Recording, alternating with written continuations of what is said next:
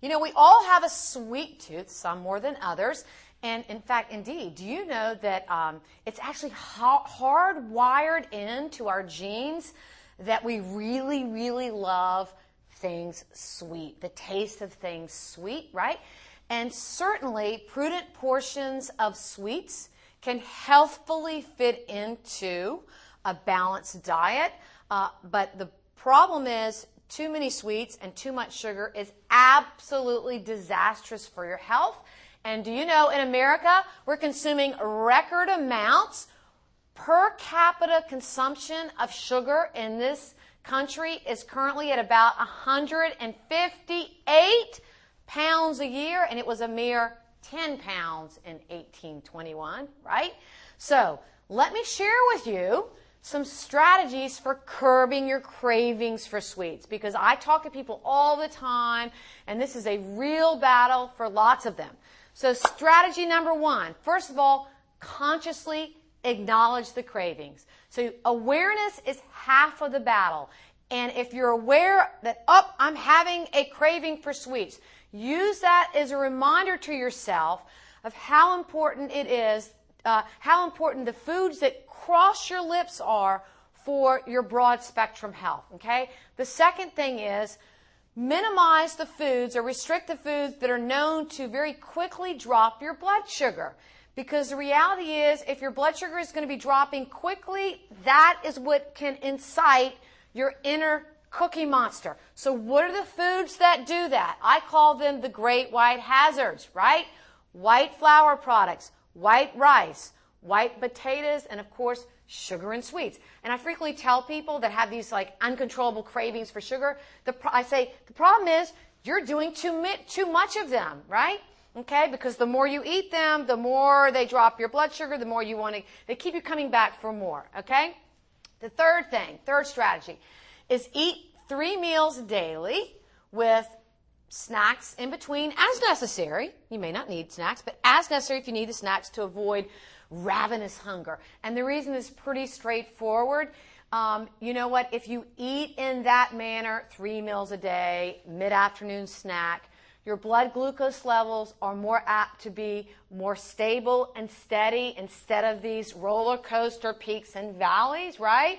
And it's when blood sugar is dropping, and especially if it drops too low, which is what happens when we're really hungry, that many people suffer from these sugar cravings. The fourth thing is be sure to have some protein, I say healthy protein, at each feeding. Why? Protein is nature's diet pill. You've probably heard me say that before. Protein will satisfy our appetites longer than any other food, and the reason is because when you eat protein, it gives rise to this nice, stable, prolonged blood glucose response. And remember, I told you, it's when blood sugar is dropping, and especially if it dips too low, that's when many people get this, gotta have the sugar, right? So get your protein. The fifth strategy is to regularly include the super nutritious, healthy, slower carbs. You know, carbs, you got to have your carbs. Carbs are arguably the most important food for the human body, right?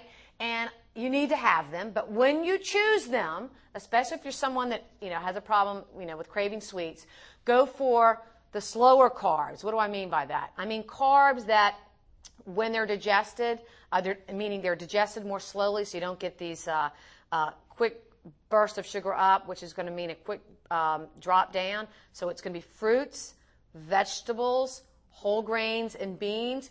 Because of their high fiber content and because of their lack of processing, they're not going to trigger the roller coaster ride of blood sugar, right? Number 6, strictly avoid artificially sweetened foods and beverages. Why? Guess what? Did you know that artificial sweeteners are anywhere, depending on which one you choose, anywhere from 40 to 600 times sweeter than table sugar, right? So if you are regularly partaking in artificial sweeteners or artificially sweetened foods, your taste buds, and we all have these highly developed taste buds for sweet, are just pretty much kept on overdrive, right? So artificial sweeteners sort of keep your inner cookie monster kind of primed and ready to go. And the other thing is that if you get artificial sweeteners out, what you will find is that foods that used to be not too sweet are now a whole lot sweeter, okay? And lastly, recognize that there are healthier ways to satisfy your sweet tooth and keep some of these alternatives in mind. What about dark chocolate? I am an admitted dark chocoholic, right? I go regularly to Dark Chocolates Anonymous. I'm just joking. No, I have dark chocolate every day, and I do keep it at a prudent portion, which is 2 ounces or less. But the great thing about dark chocolate, especially if you do the correct portion, it really is an incredibly healthy sweet. No guilt. You don't need to have any guilt, right? Another example of a healthier sweet, what about 100% fruit sorbets, right? Or some low-fat yogurt. I love to have, after dinner, I do want something sweet. So what I do is I take some vanilla yogurt, and I like that Greek strain yogurt because it's like really, really thick. And I take that and I'll chop up some fresh fruit, maybe some peaches, put that in there. Ooh, it's so good. And if I really want a little bit sweeter, I'll put a little bit of shredded sweetened coconut, right? So again, all those things have some health value to them. What about granola bars? Granola bars, to me, are just as good as any darn cookie, and you get the benefit of the whole grains and all those other good things in them. Dried fruit, has a pretty high sugar content, but guess what? It's also got a really, really high nutrient density and is filled with potent antioxidants, right? And if you put dried fruits like in the freezer, which is something I do, if they turn into like gummy bears, right? So try freezing some any kind of dried fruit, apples or apricots, and you take them out and they're really sweet and you're getting a lot of good stuff and it's like you're eating candy, okay? So I hope that helps you in curbing your cravings for sweets. And remember, you are the only one that can make you healthy. So take charge of your health. For ICU, this is Dr. Ann.